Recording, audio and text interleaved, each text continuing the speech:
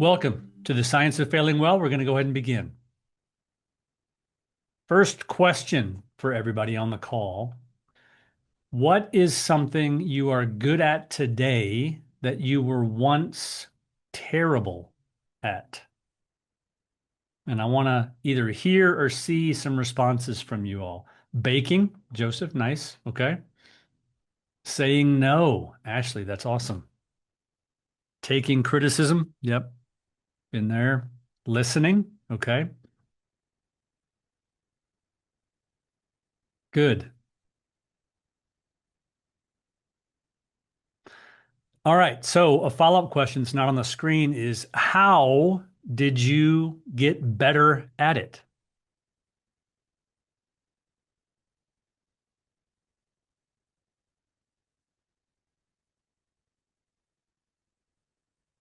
Practice. Okay. Time and training.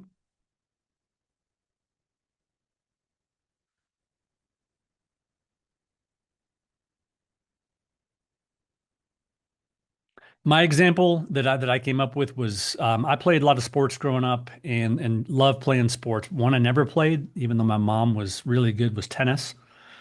Got married. We moved overseas. My wife was really good at tennis, played in high school.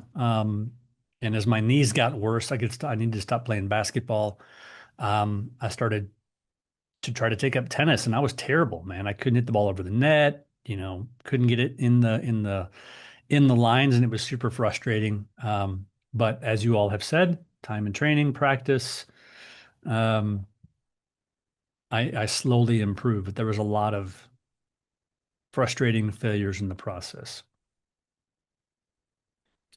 Um, but this is just an illustration that nothing that you all have mentioned, whether it be baking or taking criticism or saying no or sports or even our professional life, we don't improve if we don't take some risk and try something new. And trying new things inevitably is going to come with failure. None of us are instant experts at the things that we value.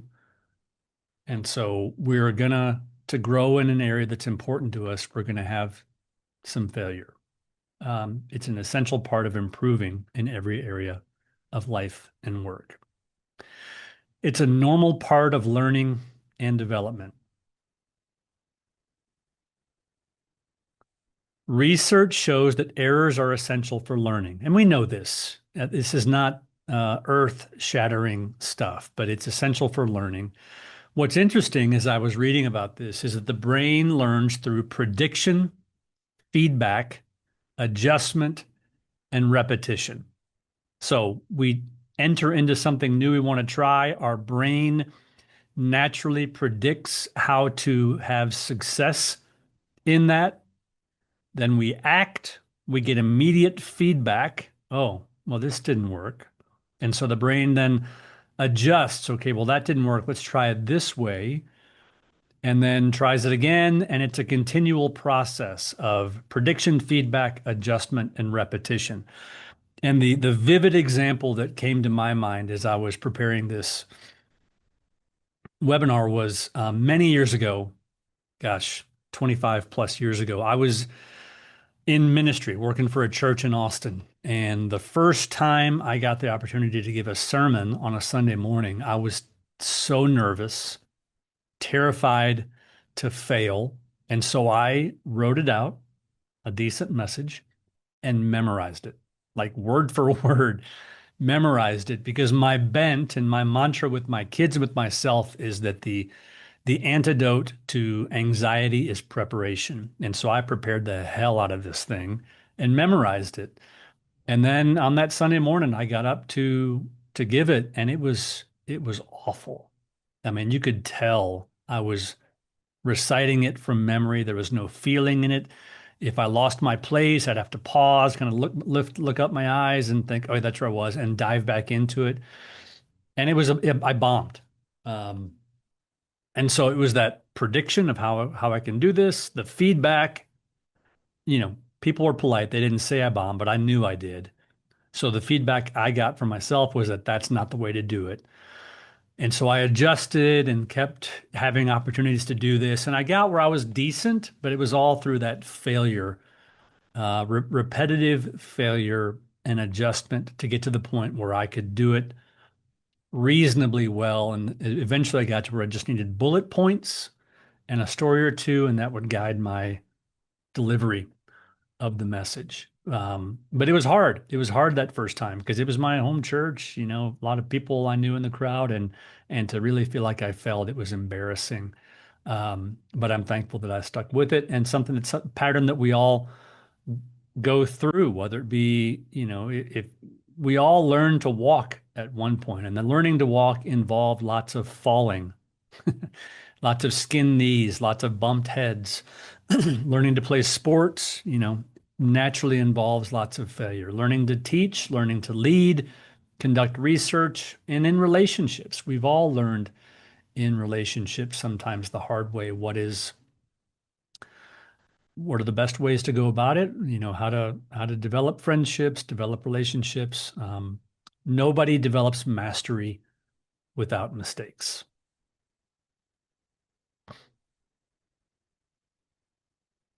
So, question again for all of you. If many of our most important lessons come from failure, why do we invest so much time and energy trying to avoid it?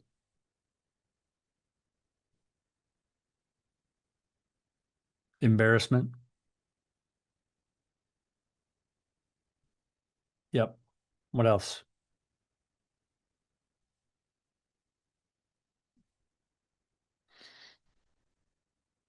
Pain. Yeah. Fear. Absolutely. Fear of looking incompetent. Yep. We don't want people to think we need help or that we don't know what we are doing. Amen, sister.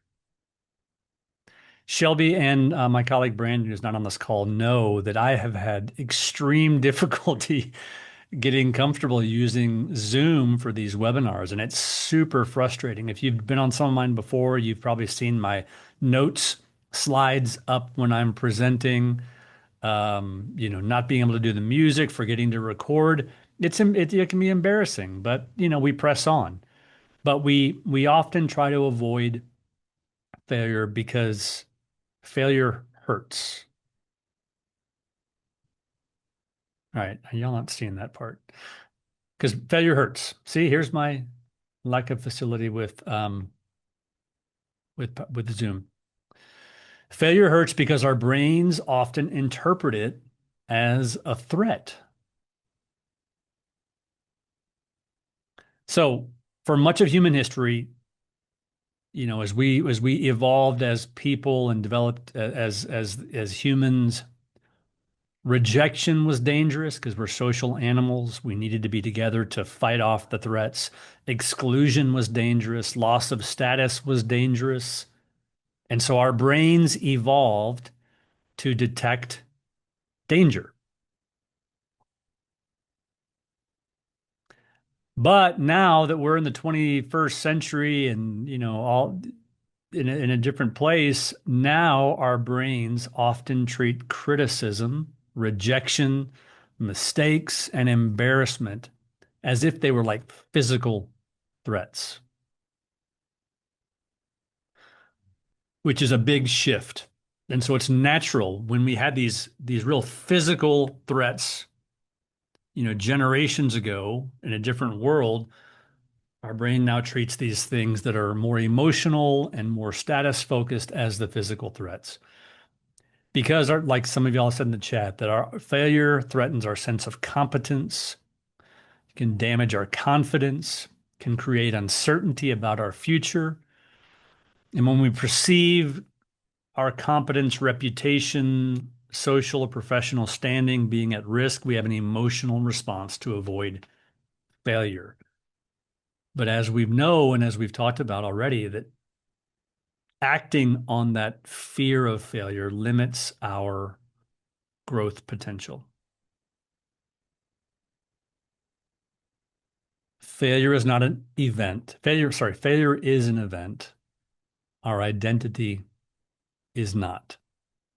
And so it becomes an issue, and we've probably all been there when we view failure at something we're trying to do as a hit to our identity. And especially in higher education, I think that academics and professionals often attach identity to competence. It's natural. A lot of what we do is it's in this intellectual field, and so failure can be something that does threaten our identity. So when performance suffers, people may think I made a mistake, but experience it as I am a mistake, or I'm just not good at this. And that distinction matters. Many professionals experience these not as events, but as judgments of their worth. But we need to shift to viewing failure as data, not as our identity. Research on deliberative practice shows that improvement occurs when individuals attempt challenging tasks, receive feedback, adjust behavior, try again. And this improvement requires information, and failure provides that information. It's just a cycle of life that we're going to have these times of failure, adjustment, attempts, continual refining. It's called error-based learning. Our brains are prediction machines, like we talked about. Every time we attempt something, our brain predicts the outcome. And when reality differs from that prediction, the brain receives that valuable feedback, that information, and those mismatches drive continual learning. But without that error signal, if we don't do things that out of the fear of failure, we miss that error signal and our growth slows dramatically. And in higher ed, whether you're faculty, staff, what have you, that we our jobs are reward expertise and competence. But that expertise and competence, those are both built on years of mistakes. The published article follows many rejected drafts. The successful leader becomes that way through learning, through poor decisions. The polished lecture follows awkward teaching moments. If you're IT, you learn how to deal with a new system through failure and feedback. So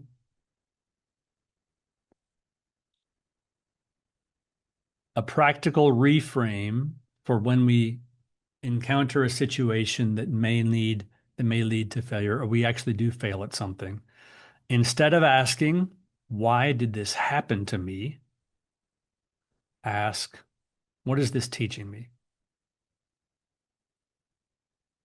And this is just a discipline of mind and our emotions. We can initially have that sense of shame or embarrassment um, when we do fail at something, but then engaging the mind and saying, okay, what can I learn from this? What is this teaching me? And some examples, if you're involved in writing grants, the feedback of a failed grant proposal, which Shelby knows we've had some of those, could be that, okay, is teaching me that the proposal may have lacked clarity, we may have had insufficient evidence, or may have been pursuing the wrong funding source. It's not that what we're doing is not credible or valuable. It's just feedback that we need to then adjust. Okay, let's just pursue this through different avenues or reframe it this way. Or if you're on a team and they're trying a new initiative and the initiative fails, it could be, okay, the data could be, okay, there's some communication gaps. It wasn't communicated very well. It's unclear who was going to own the process. Or there could be resistance that we didn't know about it, internal or external to the team. And so taking that data and thinking, okay, what do we do to change so that next time an initiative can succeed? Or if you're making presentation and it just falls flat, whether that's the feedback that you get externally or you feel that way, um, you could think about, okay, maybe was the message that I was going for, was it not clear? How can I improve the delivery? Those types of things, using it as feedback. So what's it teaching me as opposed to um, I'm a failure? And so a tool for this failure debrief is ask these questions. What happened? Describe it objectively. Try to remove the emotions from it. You may want to pull somebody aside and say, okay, let's look at this issue objectively. What happened? Why did it fail? What contributed to the failure? Try to avoid blame, look for pattern, but looking for patterns and try to think of all the factors at play that possibly contributed to that failure. What did I learn? What can I learn from that feedback? And then, okay, this is worthwhile. So let's try again. But what will we do differently based on our objective assessment of what happened, what the factors were in that failure, what we can learn, and try it, keep trying next time. Create an action step. Okay, another discussion question for you all. Think about a disappointment from the past year in your job. What data did it provide that success would not have revealed? In other words, what's something you did at work or tried or a project that didn't go as well as you would have liked? But what does that situation teach you that success, if you'd have succeeded in that, may not have revealed?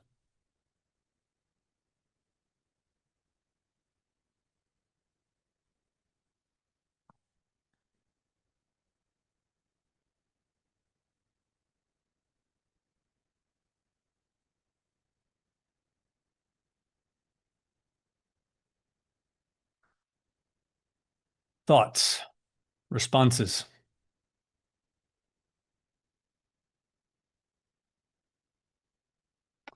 communication gaps in the team. Sure. Yeah, a failure can certainly surface those types of things that can require some adjustments. Anyone else?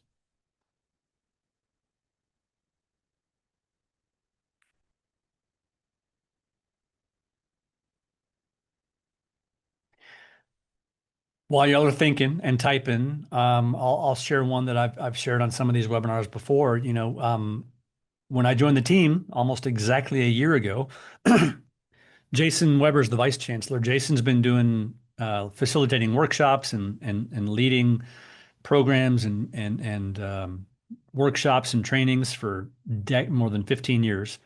Really good at it. And I observed him a few times. Then he said, "Okay, you're up next. You're doing the next one." And I went into it and tried to be Jason, tried to be like Jason, and it did not go well. And what I learned is that, we all have a unique voice and style. And when we try to mimic others, that may not be the most successful way to go about it. And so I needed to find my own style and manner of facilitating things. And I would not have learned that had I not um, had that challenging first opportunity.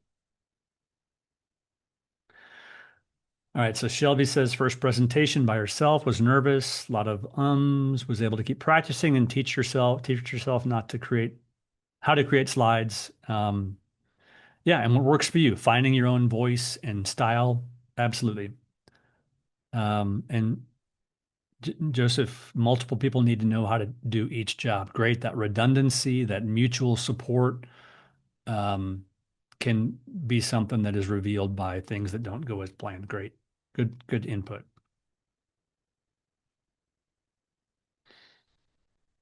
All right. So this tool, hopefully that's useful just to, in the midst of the emotion of not doing as well as you'd hoped or the failure in activating the critical thinking to try to analyze it so that you can learn from it and try again to improve is going to be key for all of us to overcoming this fear of failure. Another aspect of failure that it can build resilience. Resilience develops through challenge, not comfort. I'm going to be doing a webinar, I think in September, August or September, based on an African proverb that says, smooth seas do not make good sailors. In other words, if we go through life and things are easy and comfortable, um, that might be nice for the time, but we're not going to be growing and developing and strengthening our skills. because resilience and growth does take challenge, does take resistance, does take failure. Research on resilience consistently finds that individuals often become stronger through manageable adversity. I think that adjective there, manageable, is key. Obviously, if trauma, overwhelming adversity, it's a whole different ballgame. But manageable adversity, like work adversity of not getting a promotion, productive struggle is a good word. But that's where resilience happens. It's like, if you've ever been a weightlifter or done stuff in the gym, it's resistance that builds muscle. And it's the same thing with ourselves, with our emotional health and strength, our physical strength, our professional skills, life skills. That all comes through this process of resistance or failure, learning from it and pressing on. Because these challenges require adaptation like muscles with resistance. So, again, an adversity reframe. Instead of asking, why is this happening? Ask, what capacity is this experience developing? What can I learn from this? And that's going to involve patience with yourself, some courage to tackle those things, to take risks and risk um, not being seen as perfect in everything, because ain't none of us perfect in everything. Adaptability, humility, developing some empathy for yourself and then for others. When you see others not perform as highly as expected, you can have some empathy for them, and persistence. These are all key. We all want to continue to grow. We all want to continue to improve in our skills, and let that desire win out over the fear of failure, because when we fail, we're not unique. It's a human condition. It's part of growth. Um, and so let's be bold in it. Let's be bold in taking those risks and bear the fruit that comes from that. Some final thoughts. Again, every person has failed, even those you admire. If you think of the person you've worked with in your past that is the best professional, best leader, best technician, best teacher that you can think of, they weren't born that way. They're not the boss baby that came out of the womb leading a corporation. Um, it was years of trying things and failing and adjusting and improving. And so when we fail, we should have some grace with ourselves and knowing it's the human condition. But for those people that you admire, the difference is not that whether failure occurs, it's whether we allow the failure to become a verdict on our character or our abilities, or a teacher. Let's let it be teachers. So when we learn to fail well, by learning, by assessing, by adjusting how we operate, but continuing to try, setbacks become more than painful experiences. They become sources of growth, resilience, and even clarity about who we are becoming. They can be clarifying opportunities. And again, no one becomes effective, no one becomes improves in their abilities without failure. Great. Any closing comments that you'd like to share? Ending a little bit early today. Thank you all for joining. If I can ever be a resource for you, to bounce ideas off, or if you're struggling with something, please feel free to reach out at any time. It's our work here at the Office of Leader and Culture Development to support all of you any way we can. And it's my bent. So I'm always willing to be a sounding board for you, and to be an encourager for you. So hope you have a great day. Thanks for joining.